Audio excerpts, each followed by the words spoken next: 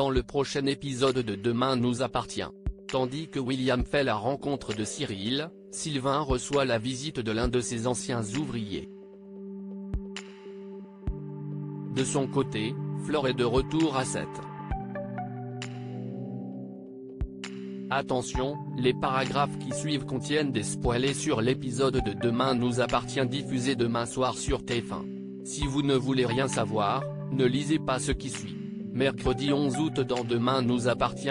William fait la rencontre de Cyril. William se réveille en sursaut après avoir fait un drôle de rêve.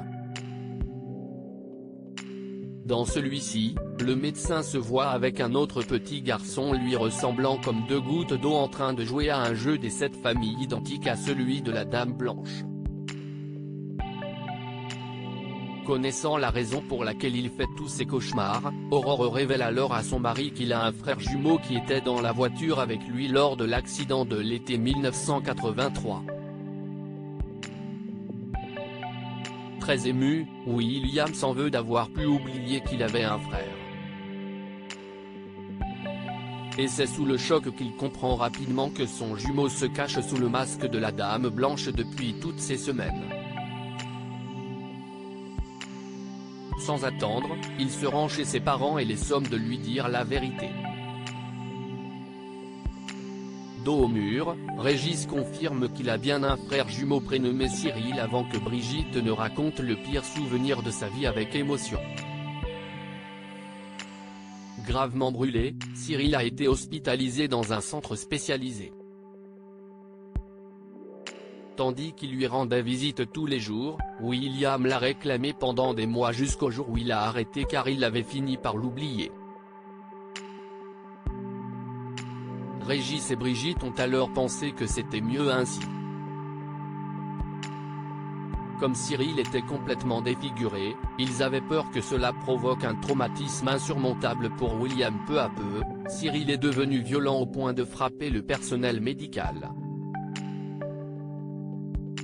Devenu trop dangereux non seulement pour lui-même mais aussi pour les autres, Régis et Brigitte n'ont pas eu d'autre choix que de le placer dans un hôpital psychiatrique pour enfants au bout d'1 an et demi.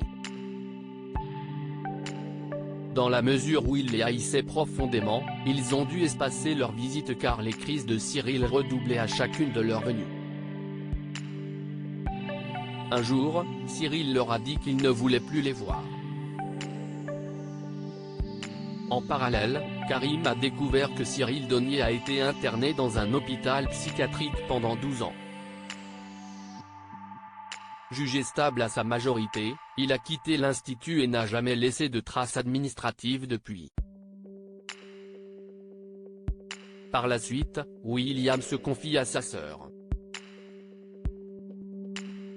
En discutant avec elle, il se remémore le rêve qu'il a fait la nuit dernière. Reconnaissant l'endroit où il jouait avec son frère quand il était petit, il file sur place et rencontre Cyril. Toujours ensemble, Cyril raconte que William a été son meilleur ami les 4 premières années de sa vie. Puis l'accident est survenu et Cyril a énormément souffert de la solitude. S'il est convaincu que leurs parents se sont débarrassés de lui car il était devenu un monstre, il en veut également à son frère de l'avoir oublié. Quand Cyril a compris que toute la famille vivait comme s'il n'avait jamais existé, cela l'a rendu fou. Un retour en arrière n'étant plus possible, il a bien l'intention d'aller au bout de sa vengeance et de faire assumer à Régis et Brigitte ce qu'ils ont fait de lui. Au moment où William lui tourne le dos, il en profite alors pour l'assommer avec un bout de bois qui traîne. Sylvain reçoit la visite de l'un de ses anciens ouvriers. Sylvain reçoit la visite d'Anthony, l'un de ses anciens ouvriers. La boîte de BTP dans laquelle il travaillait ayant mis la clé sous la porte, le jeune homme est revenu à 7 dans l'espoir de dégoter un travail dans le coin. Une aubaine pour Sylvain qui rénove une maison depuis 3 semaines et qui aurait justement besoin de main-d'œuvre. Comme Anthony habite actuellement au camping, Sylvain l'invite plutôt à s'installer chez lui le temps qu'il voudra sans payer de loyer. Plus tard, Charlie fait la connaissance d'Anthony et tombe sous son charme tandis que Christelle reproche à son mari de ne pas lui avoir demandé son avis pour l'héberger. Contrainte d'accepter, la mère de famille espère toutefois que son nouvel invité fera lui-même ses lessives. Au cours du dîner, Charlie invite Anthony à boire un verre à la paillote mais celui-ci décline car il travaille tôt le lendemain. Christelle, qui a bien remarqué qu'elle le dévorait des yeux, rappelle à sa protégée qu'il est beaucoup trop vieux pour elle et souligne par ailleurs qu'il ne semble pas du tout intéressé.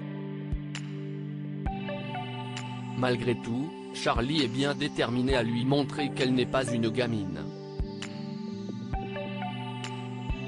Flore est de retour à CTA à la suite de sa mésaventure avec Céleste. Chloé sollicite Alex pour pouvoir entreposer son stock de perles au mât le temps qu'elle déniche un local. L'ostréiculteur accepte immédiatement et lui propose même de monter son atelier dans le débarras du mât. Une idée qui plaît beaucoup à Chloé qui se dit heureuse de retrouver des rapports aussi simples avec son ex-mari. Plus tard, Fleur rentre de son séminaire en Chine plus tôt que prévu et débarque au mât pour faire une surprise à Alex. Cependant, leurs retrouvailles sont interrompues par l'arrivée de Chloé qui prie Alex de l'aider à entreposer ses cartons. Comprenant que son ancien ami va avoir son atelier au mât, Fleur, qui n'a aucune envie de la croiser tous les jours, fait une crise de jalousie à son compagnon.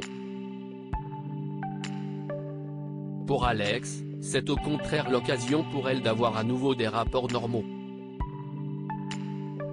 Les larmes aux yeux, Flore ne s'imaginait pas de retrouver Alex de cette manière mais celui-ci jure de se rattraper.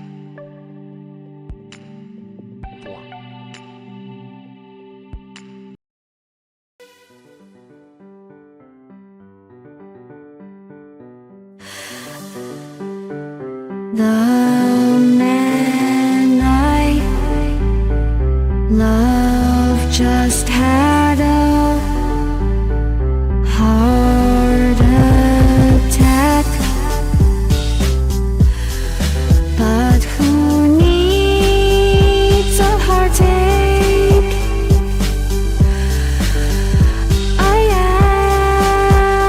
am a man she